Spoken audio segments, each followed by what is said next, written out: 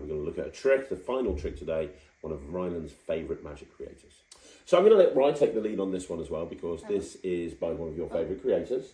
And this is, I would say, I know I messed up before with X-Light. I said X-Light was your favourite trick and you looked at me with disgust. But I would say that this style of magic is your favourite style of trick that you perform. Okay, what is it then? Well, we're talking about Ninja Poker by Matthew Garrett. And I don't think that there's many people that love linking rings as much as you. Yeah. You do 3 different linking ring routines on stage, including the flying linking rings. I know you do linking rings close up. And you know how to do all of the Ninja Plus routines, the stuff with the rings. You know, you've had personal lessons from Matthew Garrett. So, with that in mind, you're taking the lead on this, because you have learnt all of the Ninja Plus stuff. For those of you that don't know, this is an extension of that. With this set, you are able, it's basically, it says Ninja Poker, but it's really coins. So you get 2 rings. 2 rings? Yeah, you get 2 rings, both of which are gimmicks in different ways. You get 6 coins. You get 3 with holes in them, 3 without holes in them, because there's multiple routines where you can start by taking the coins and making holes appear in them and then taking the holes off at the end. You know, there's so many different ways of doing it, but you're going to be performing kind of a variation of the basic routine, aren't you? Mm-hmm. So we'll have a look at the performance of Ryan doing it, but I want you to take the lead on this. This is just a basic routine. This is just the basic routine of the project. Let's have a look at the basic. Damn! Let's have a look at the basic routine, and then we'll talk about exactly what we think. Here I have 3 coins. 1, 2, and 3. Now what's really cool is you take these 3 coins and you can link the first one, second one, and third one, like that. Which is pretty cool, but you can also take them off, like that. Now, the red one is the magical one. You need to take the red one, like this, jump from there, over to here. So, what I'm going to do is I'm going to link them all at the same time, which is obviously a little bit harder. So you can see all 3 coins there, like that. And then you take it again, like that. And finally, one last time. There you go. Now watch these 3 coins, because I have another metal ring. You watch this metal ring and I can link them all. Very hard, this part, you see. I can link them all onto it like that. This part is also very hard, because I'm actually going to make them jump from ring to ring. It's very hard, like I say, like that. And then you can take that ring, and just like that, unlink them. There you go. And now you can see this final coin, and obviously, at the very end, you have to take them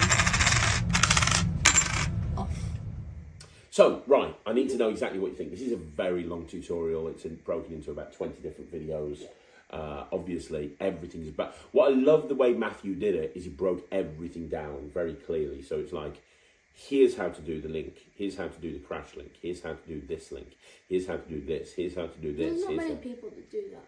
Like when we went to Alakazam together once, and I was watching you help me with wall cubes, and you were explaining every single like move. So it's like, oh, this is an elves account. You can learn how this. You were like, no, this is an elves account. So what you want to this is an elves account. So what you're gonna do with this is and you're teaching exactly. Like, not many people teach every single move. Well, do you know why I do that, Ryan? I'll tell you why. The first time I worked with Penguin Magic, and I went over there for the first time, and I filmed a bunch of stuff, and I think I was filming Chop and Keymaster and a bunch of different things. Penguin Magic said, when you're filming the tutorial, we want you to imagine that the person watching this tutorial, it's the first magic trick they've ever bought. And they've got no experience in magic. Because a lot of the time, because Penguin is such a big company, a lot of people that get into magic, they find Penguin first. So the first thing they'll buy is something from Penguin Magic. So imagine if you've never done magic before and you spend $30 or $40 or pounds on a trick, and it's like, right, okay, so now this is how to do the trick. You need to do an Elmsley count, but it doesn't teach you how to do it. Now you can't do this trick. And where is a new person meant to learn the Elmsley count from? They don't know where to look for the Elmsley count. And so now, all of a sudden, they're really excited about learning this trick, and now they're really upset that they can't learn it.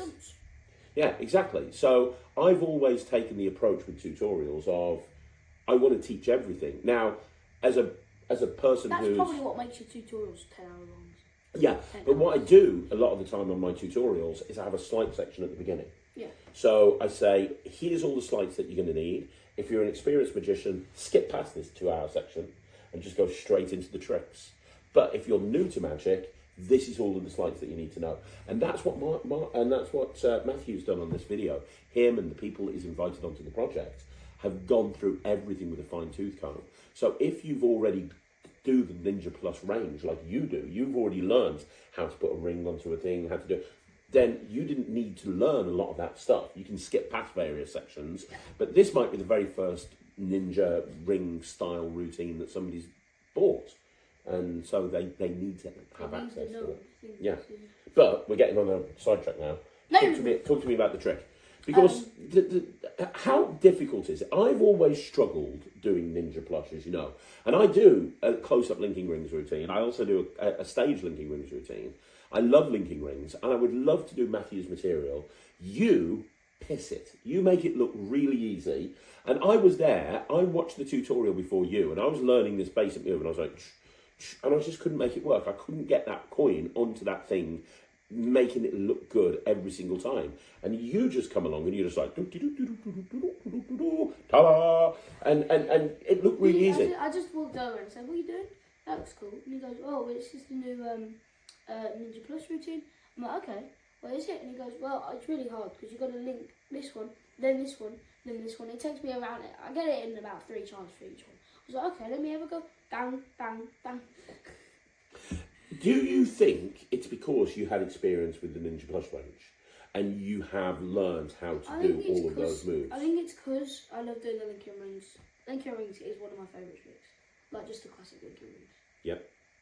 Not like the Ninja Plus, but like, you know, the linking rings I do on stage. The one with the TCC rings where you do it to music as part of your opening acts. TCC rings. Yeah. Yeah, that's a great. Yeah, that's one of my favourite tricks. That's a great trick. It's a great trick. Okay, so talk to me now. Talk to me. Tell me, is this any good? It's quite expensive. It's like 200 quid plus because you're getting all of these special rings. You're getting all of these special coins. This is a very... You see Matthew do it, and it's just such a nice routine. You know, you bring out the coins, you bring out the ring, you link them, you unlink them, you take the ring, you link them again, you link them onto another ring, the 2 rings link together, they unlink, like the whole sequence. Even if you just do the basic sequence and you don't go into the more advanced stuff, that's such a strong trick to do in a real world. No table, instant reset. I love this. What do you think of it? I really like it.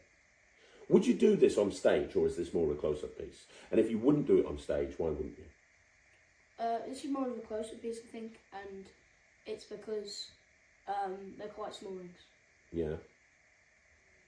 Although there was that guy at the YMC that did a parlor performance using the rings. Yeah. You voted for him in the member competition. Yeah, that was because they were so close to them. Yeah.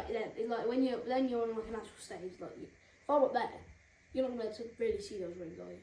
Not as well as the big rings that you use. If you're sitting there, and obviously, because like for example, if for example on the TV and I'm performing, if you were sitting on the front chair, like you're fine, you'll be able to see it. If you're sitting back here for like a stage performance, you're not going to be able to see it. No. It's like because they're quite small rings, which is why I use the bigger rings for the stage pieces. Okay, so I know you're doing a lot more close-up now, and you're adding to your close-up set all the time. Would you do this in a close-up gig? Yeah. Yeah? Yeah. Would you do this over like a normal linking rings routine? Because I know you do a normal linking rings routine with small rings. Would you do this over a normal... I think I'll put them together. Yeah? Yeah. Okay. So what are you going to give this? Are there any, like, it is going to take people practice to be able to do this, especially if they've got no experience with rings, right? This is going to be something, you can't open it up and do it immediately. Yeah. It's going to take some practice, right? Mm-hmm. Okay.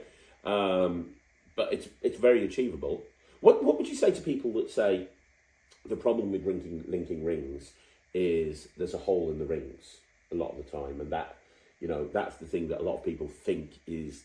Oh, you can easily show there's no holes. Yeah. Yeah. So not an issue? No. Okay.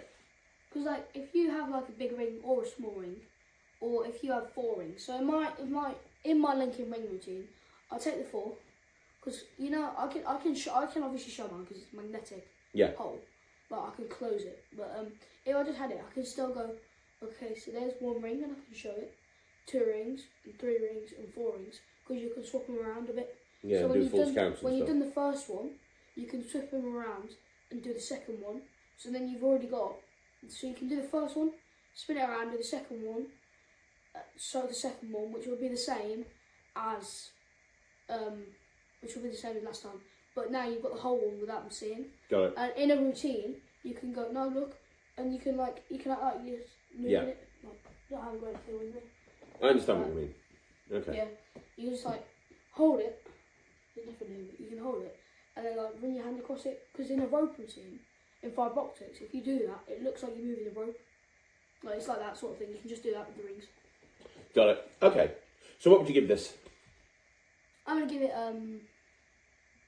150% plus Julie. 100% for Australian. I'm giving it 95%. I love it. I'm just nowhere near being able to perform it yet. It takes. I just have a mental block when it comes to this sort of thing. But I love it so much. I am going to carry on practicing it because I do want to put it in my close-up set. So there you go. 95% from me, 150% plus Julian from Ryland. Let's wrap this up. That's another review show in the bag. Is it? There it is.